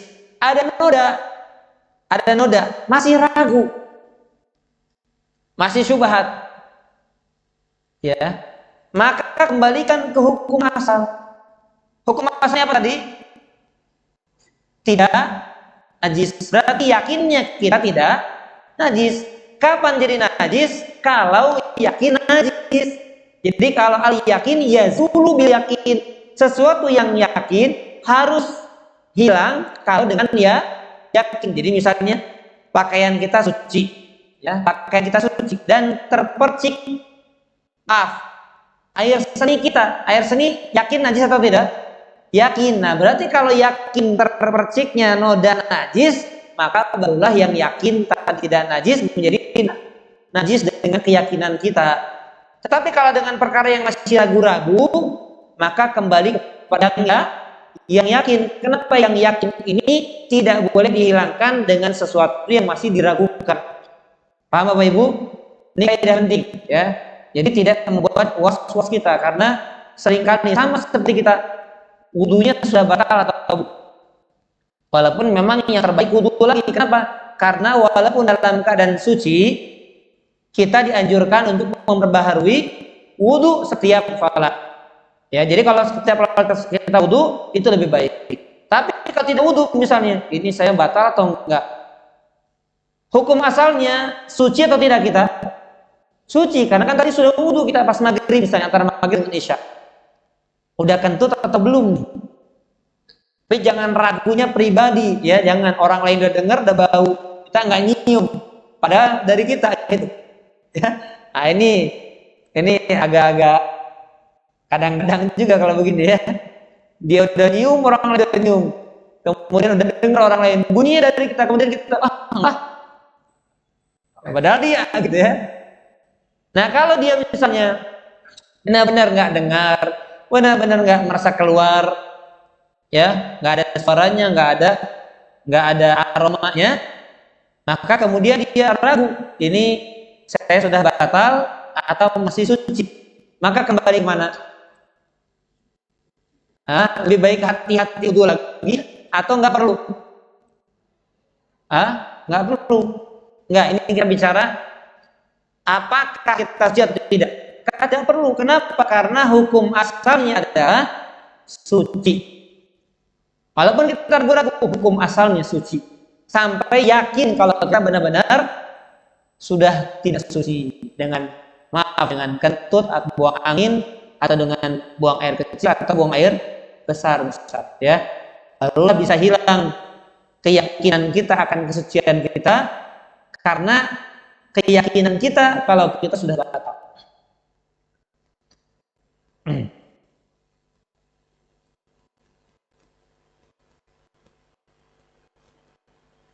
Baik. Kemudian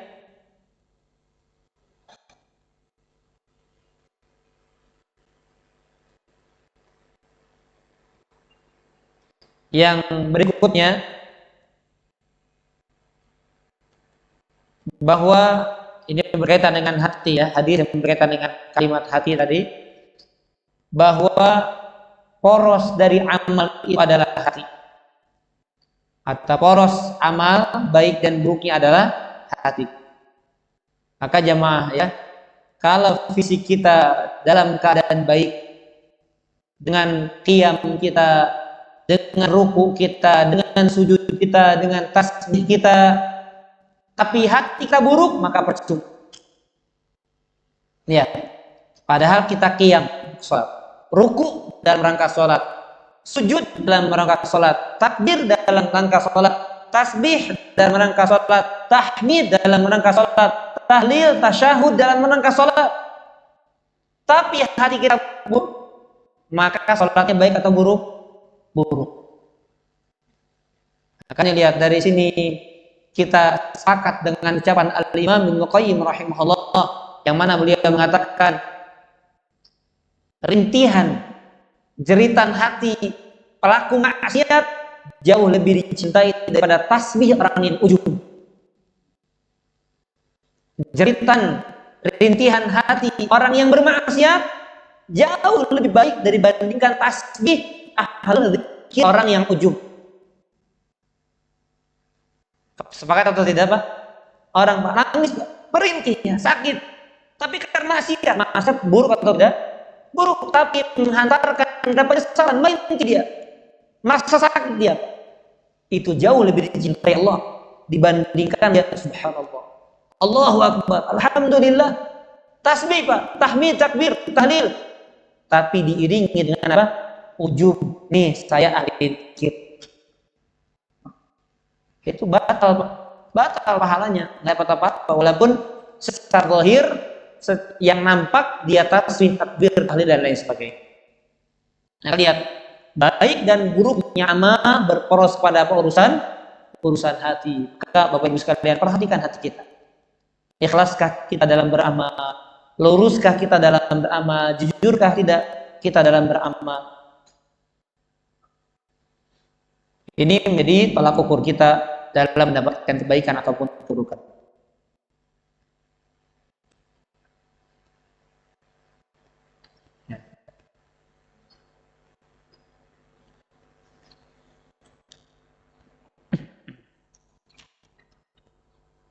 Nah, tapi Bapak Ibu, ini ada faedah lain.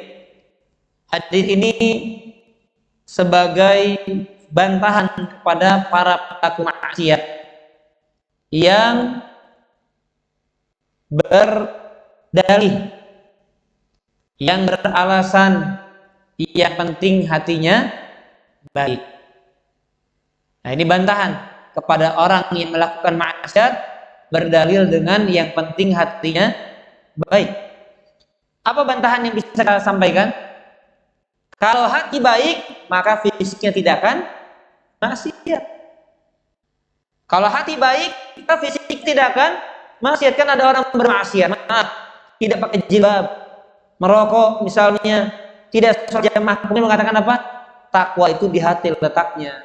Yang penting hatinya baik. Kalau hati baik, maka dia pasti sholat jamaah. Kalau hati baik, berarti pasti wanita pakai jilbab. Kalau hati baik, berarti dia tidak akan merokok. Karena kalau hati baik, seluruh anggota tubuh kan baik. Kalau hatinya buruk, maka seluruh anggota tubuh akan baik. Justru ini yang darimu dari perbuatan dosa dan maksiat menunjukkan gambaran apa? Hati. Ini bantahannya.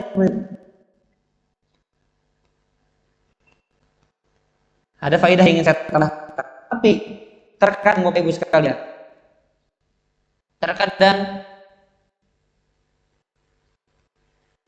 melakukan maksiat ada hikmah setelahnya.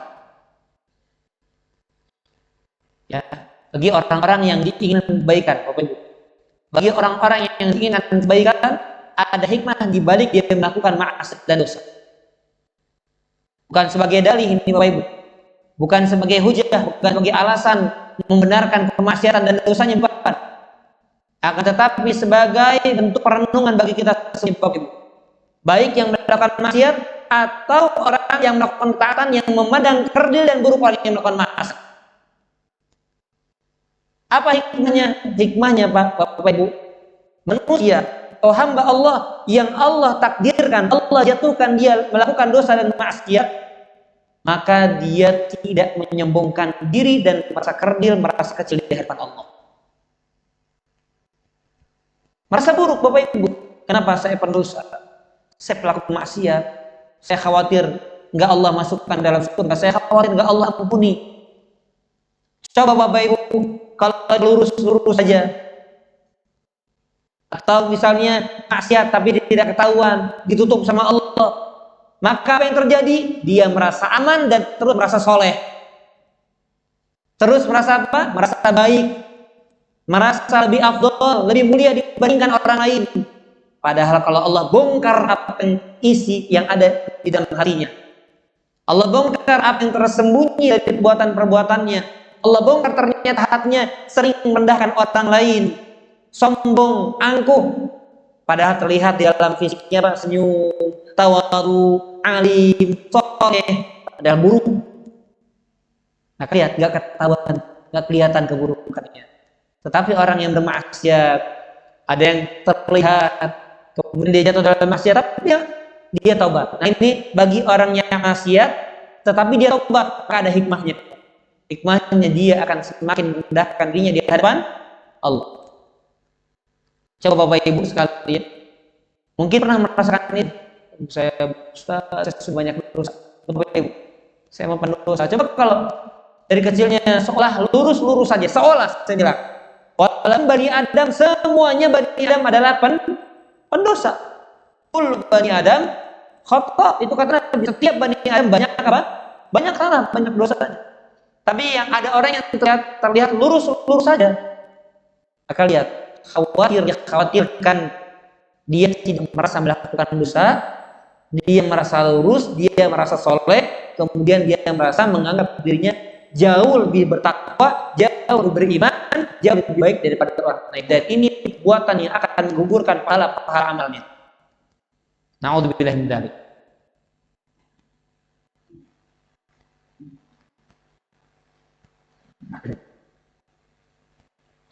Yang terakhir, hadis ini menerangkan kepada kita bahwasanya akal itu adanya di hati, bukan di otak, bukan di kepala. Akal manusia letaknya di hati, bukan di kepala. Jadi sekarang kita nih gini, mikir dong, bukan gini, pikir dong. Ya, kenapa? Lihat dalilnya. Dalilnya surat Al-Hajj ayat ke-46. Surat Al-Hajj ayat ke-46. Allah mengatakan, fa inna la ta'mal absaru walakin ta'mal qulubul lati fis sudur. Yang buta itu bukan penglihatan, tetapi yang buta itu adalah hati yang ada di dalam dada. Dan dalam ayat ini Allah mengatakan lahum qulubun ya'qiluna biha. Mereka punya hati yang ya'qiluna biha, yang hendaknya dengan hati tersebut mereka berpikir. Jadi yang digunakan berpikir adalah apa? Adalah hati.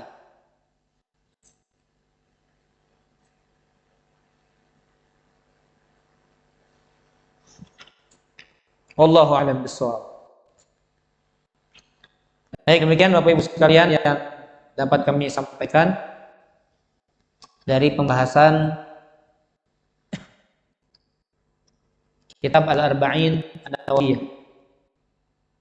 Tapi mungkin satu hadis kita akan bacakan dari kitab Fadilah Amal, karena saya kesian juga sama yang kitab jauh-jauh kemudian nggak dibahas.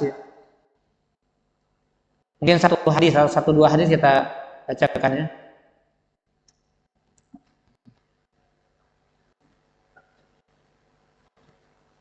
Yang bawa kitabnya saya dibuka, satu hadis saja kita bahas, kemudian setelah itu sesi tanya jawab ya.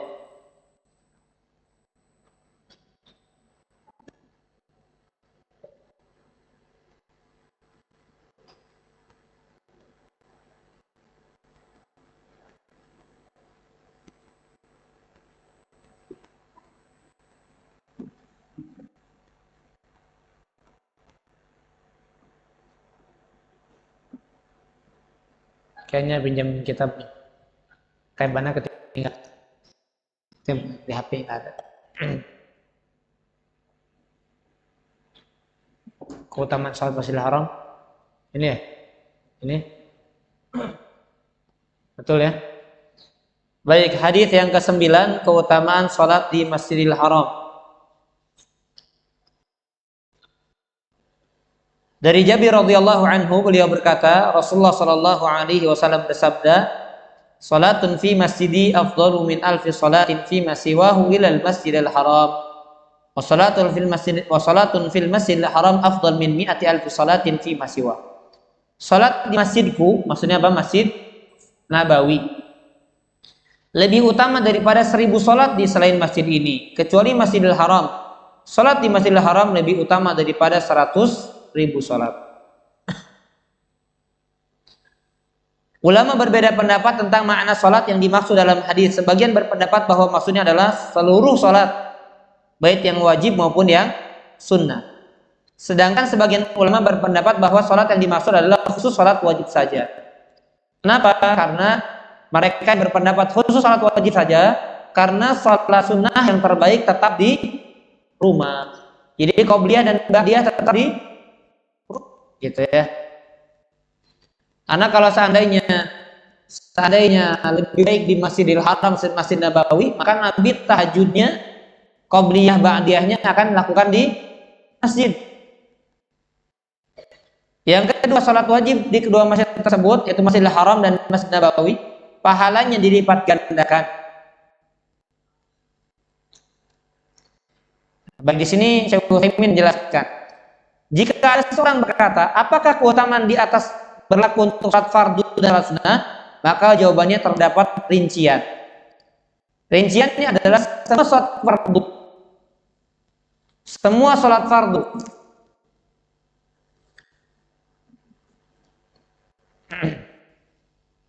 berlaku keutamaan tanpa dikalikan setupun.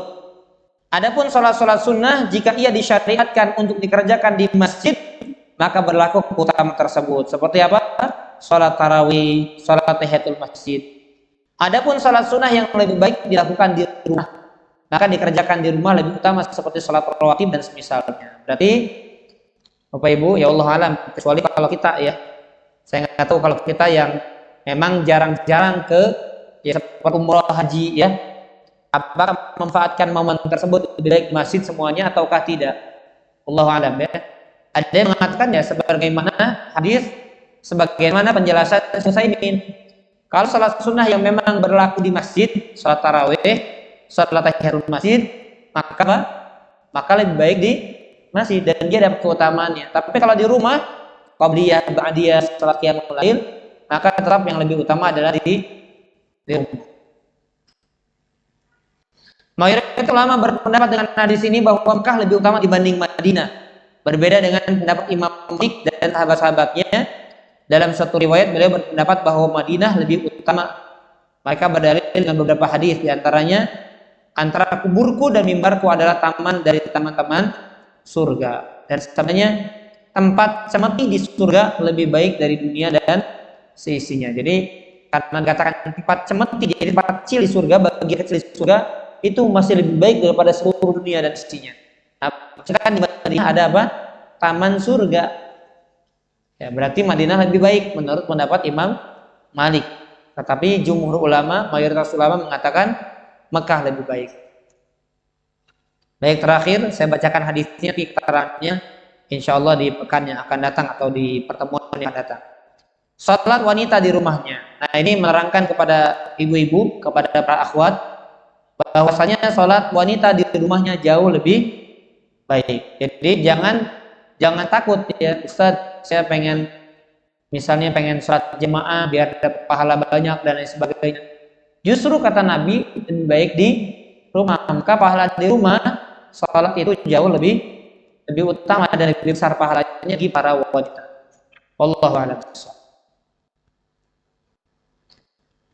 Baik, kita akan jawab sesempatnya ya dan semampunya pertanyaan yang diajukan.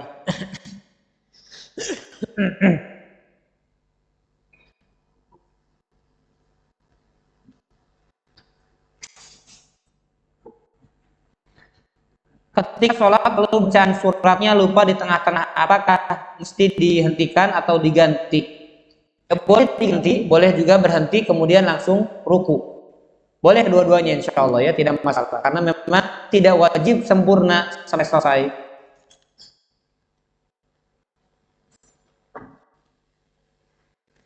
Lebih utama mana sholat witir di sepertiga malam atau sholat isya atau setelah sholat isya sebelum tidur? Mana yang lebih utama? Hah?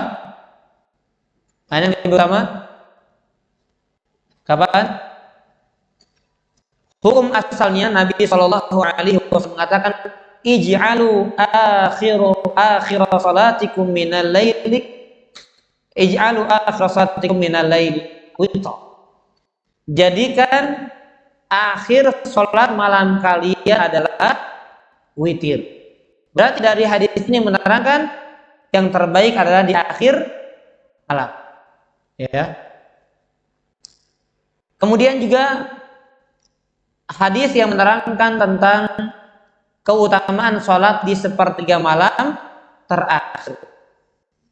Nah, tetapi ada hadis yang menerangkan tentang perbuatan Abu Bakar As-Siddiq radhiyallahu anhu yang mengerjakan sholat witir sebelum tidur.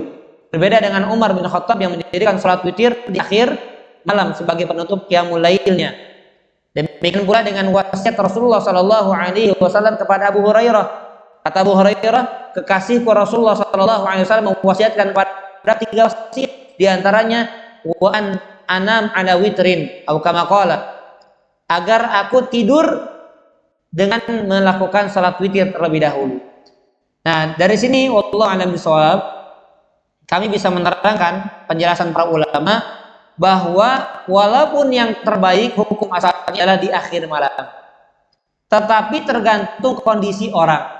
Kalau kondisi kita, Bapak Ibu, kondisi kita sedang capek, yang kemungkinan dalam anggapan kita nggak akan bangun karena saking letihnya, maka saat itu kondisinya lebih baik dia sholat witir sebelum tidur. Tetapi kalau keyakinan dia segar, nggak capek, ya lebih baik, maka bagi dia adalah di akhir malam. Dia qiyamul lail kemudian ditutup dengan witir. Tapi jangan sekadar anggapan yakin, oh saya yakin bangun tapi nggak pernah bangun. Ya, jadi cuma yakin doang, tapi akhirnya bablas terus tiap hari. Nggak witir sebelum tidur, nggak witir sampai sebelum subuh. Jadi nggak witir, nggak qiyamul lail.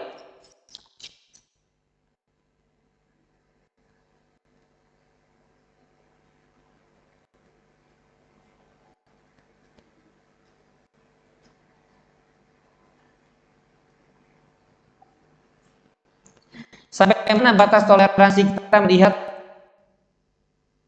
keluarga kita dalam menghadapi mereka dalam kemaksiatan? Apa saja tahapan langkahnya? Contoh, anak kita bekerja di bank konvensional, anak kita yang merokok, anak kita laki-laki tidak sholat berjamaah di masjid. Orang tua sampai kapanpun dia tetaplah orang tua, dan anak sampai kapanpun dia tetaplah anak. Maka orang tua tidak akan pernah putus kewajiban menasihati anaknya, bahkan sekalipun anaknya sudah menikah. Berbeda dengan pemikiran dan pandangan sebagian masyarakat yang mereka punya pandangan kalau anak sudah menikah, anak sudah dewasa, maka hidupnya masing-masing. Tidak demikian. Kalau anak misalnya ada kekeliruan dalam rumah tangga, diluruskan oleh orang tuanya, itu kewajiban orang tua. Ada pelanggaran syariat, tetap kewajiban orang tua, karena bagaimanapun dia tetap orang tua. Baik anak perempuan atau anak laki-lakinya, tetap dia punya kewajiban menasehati, mengarahkan semampu dia yang dia lakukan, dengan lisannya atau dengan hatinya atau dengan tangannya. Ya, kita tidak mentoleransi kemaksiatan, nggak pernah ada toleransi dalam kemaksiatan, tapi kita mengingkarinya sampai batasan mana? Mungkin gitu jawabannya, ya. Kita mengingkari, terus kita ingkari dengan lisan kita, kita nasihati, kita berikan arahan, kita doakan sebanyak-banyaknya. Begitu Bapak Ibu sebagai orang tua, ya. Bukan kemudian oh ini nggak ada toleransi lagi berarti saatnya diusir. Tetap dia dikasih nafkah, tetap dikasih pelajaran, ya, dinasehati. Walaupun terus dalam kemaksiatannya, ya terus, jangan pernah bosan dan jangan pernah letih untuk mendidik anak. . 。 . 。 . 。 . 。 . 。 . . 。 . 。 . 。 . 。 . 。 . 。 . 。 . 。 。 . 。 。 。 。 。 。 。 。 。 。 。 。 。 。 。 。 。 。 。 。 。 。 。 。 。 。 。 . Mohon nasihatnya, orang tua ana terjerat riba yang besar dan ana diminta membantu. Ana membantu membayar hutang riba sehingga ana sendiri gagal menikah. Di mana ana sudah sangat cocok dengan seorang akhwat dan cocok dengan keluarganya.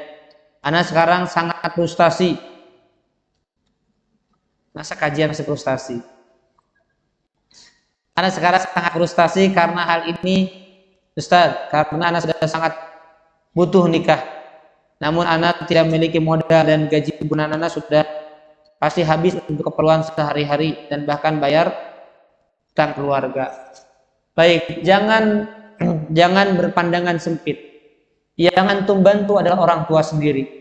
Dan tidak ada harta yang paling berkah kita berikan kecuali kepada orang tua. Allah mengatakan yas'alunaka madza yunfiqun di dalam surat Al-Baqarah.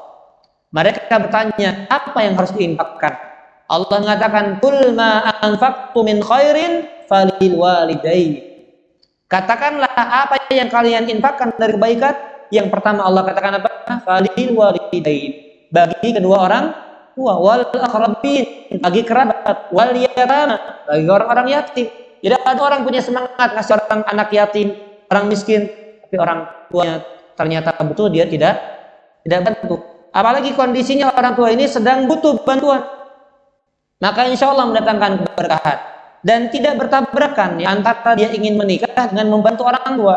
Sekarang tinggal dinego saja akhwatnya, berikan penjelasan, berikan pengertian bahwasanya kondisi begini. Kalau akhwatnya sudah ngaji, akhwatnya pengertian, justru dia semakin yakin dengan calon suaminya. Kenapa? Subhanallah, sama orang tuanya aja sebakti ini, gimana dengan menghormati saya nanti? Kalau berpikir jernih si wanitanya.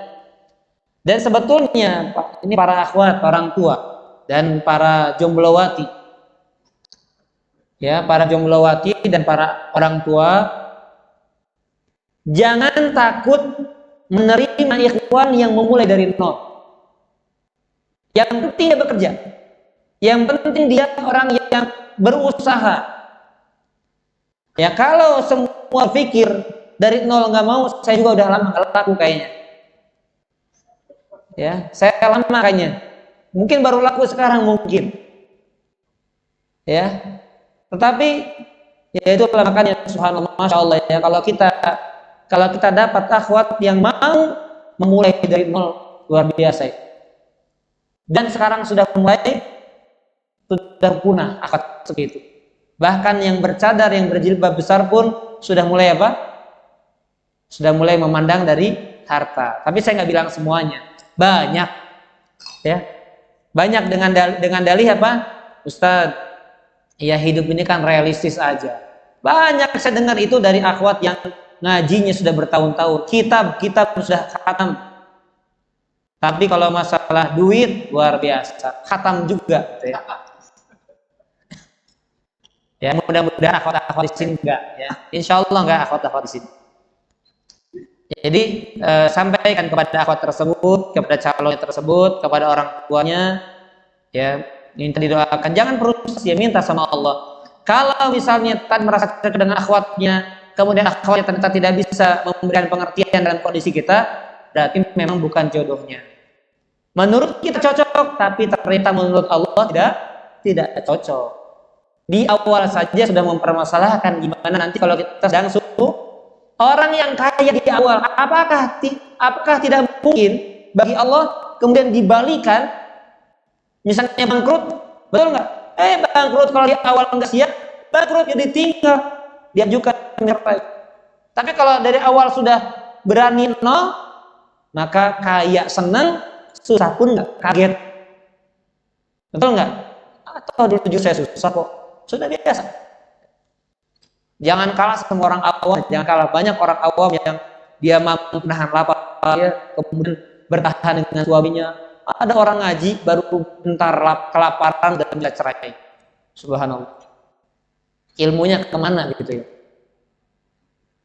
Walaupun ya memang uzur syar'i, ya, tidak dinikahi, boleh seorang wanita mengajukan cerai. Mohon didoakan rumah Anda mau dijual untuk membayar hutang dan biaya anak-anak pesantren. Dan dimudahkan suami dalam bekerja mencari rezeki. Semoga Allah mudahkan untuk saya, untuk kita semuanya, untuk seluruh kaum muslimin.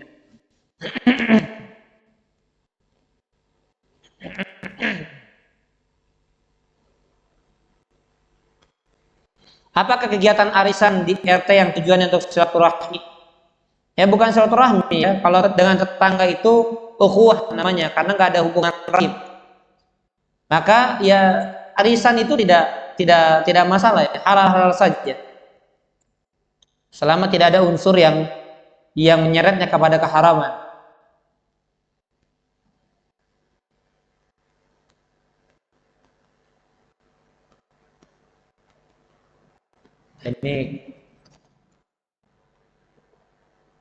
Ini ada terus kalau jengkol dan teh hukumnya halalan thayyiban.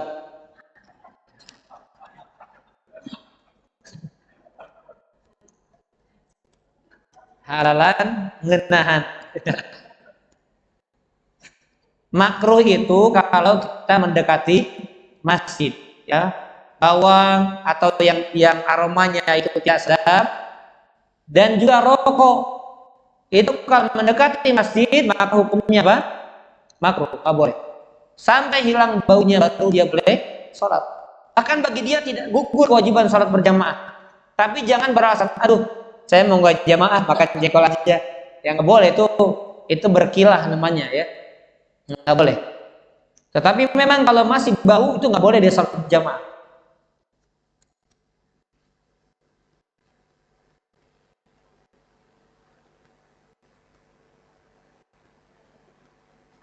Bagaimana jika deposito di bank syariah? Maksudnya deposito di sini maksudnya nabung ya. Ya nabung pakainya akad wadiah saja. Jangan yang mudharabah. Karena terkadang pada praktiknya mudharabah terkadang ada yang ternyata ya sesuai syariat. Yang bagi hasil sendiri wadiah saja, sadar nabung saja.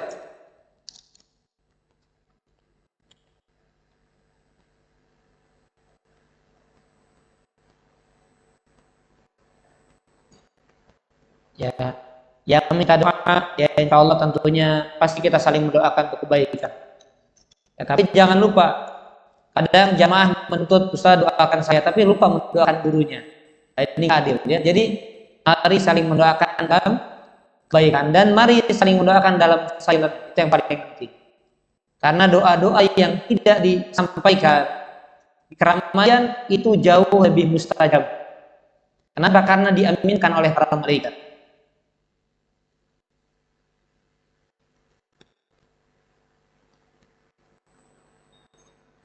Bolehkah memetik buah yang cabangnya masuk ke teras rumah saya? Boleh, halal.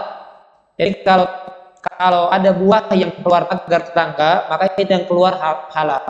Tapi jangan sengaja di depan orangnya. Halal lah, ya digebuk ya. Karena banyak orang nggak tahu. Ya, tapi kalau halal, kalau diam-diam diambil, ya halal saja. Karena secara hukum asal adalah halal. Kalau misalnya apa namanya? Apa namanya itu, tangkai besarnya keluar, kemudian kita manjat lagi di depan yang punya sengaja, ini halal ya, ya marah orang nggak tahu hukumnya.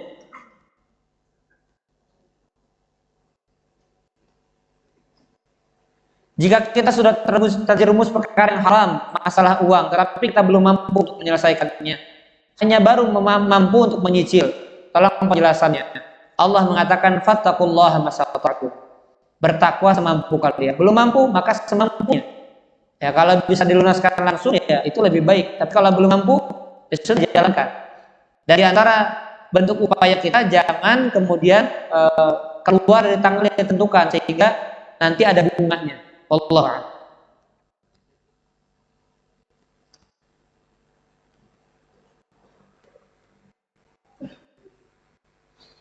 Saya sebagai mantan pegawai bank syariah dan bank konvensional masih bingung dengan hukum bekerja di bank. Kalau hukumnya saya bekerjanya saya nggak tahu ya.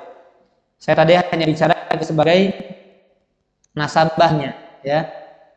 Allah tanyakan sama asatidz yang lebih kompeten ya. Karena hakikatnya saya sejujurnya ya, untuk hakikat bagaimana di dalamnya saya tahu, saya belum mendalami itu.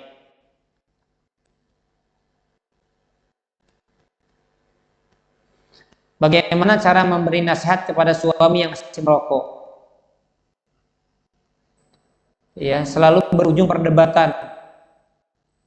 Beliau mengizinkan saya bernikob, jadi istrinya bernikob, suaminya berhisab, anu hisab ya.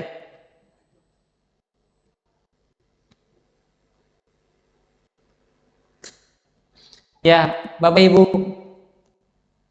jangankan suami-suami yang awam, saya banyak mendapatkan ikhwan-ikhwan yang sudah ngaji sunnah rokok, banyak. Udah ngaji sama Ustaz Sakibar di belakang ngerokok gini, udud, gitu ya. Sebelum kajian udud dulu, banyak. Ya mudah-mudahan ikhwan di sini enggak ya.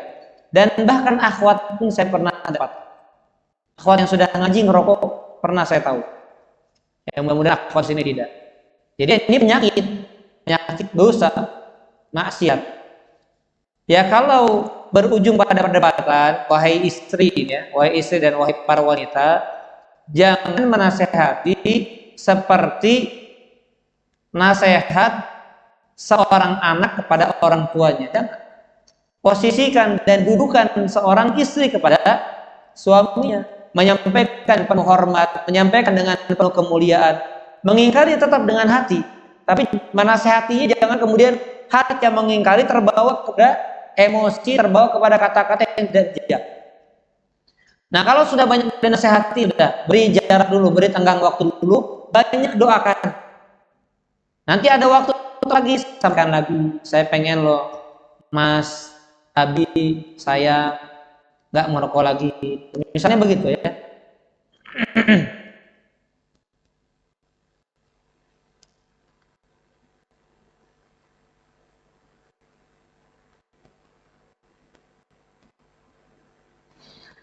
Terdengar di lingkungan saya ada penceramah yang mengatakan nggak boleh ibadah itu mengharap surga karena berarti beribadah itu tidak ikhlas. Karena ketika kita beribadah berharap kepada makhluk, karena surga itu makhluk. Yang menentukan surga neraka siapa? Allah. Kita berharapnya bukan ke surga, berharapnya kepada Allah. Nah, berarti penceramah ini nggak tahu makna ikhlas, masih kurang ngajinya. Ya, masih kurang ngajinya. Yang dimaksud dengan ikhlas adalah mengharapkan ridho Allah dan balasan yang Allah janjikan di akhirat, bukan hidup di dunia. Kalau kita mengharapkan balasan di dunia, baru tidak ikhlas. Kalau balasan yang dijanjikan di akhirat, diringankan hisab, dihindarkan dari adab kubur, diberikan nikmat kubur, dimasukkan ke dalam surga, semua balasan akhirat itu tidak mengurangi keikhlasan sedikit pun. Allahu a'lam. Baik, mungkin insyaallah pertanyaan yang belum terjawab kita akan jawab di pertemuan yang akan datang karena waktu yang terbatas dan sudah selesai. Ya Bapak Ibu sekalian, jangan lupa untuk terus mendoakan kaum muslimin, saudara-saudara kita di Palestina.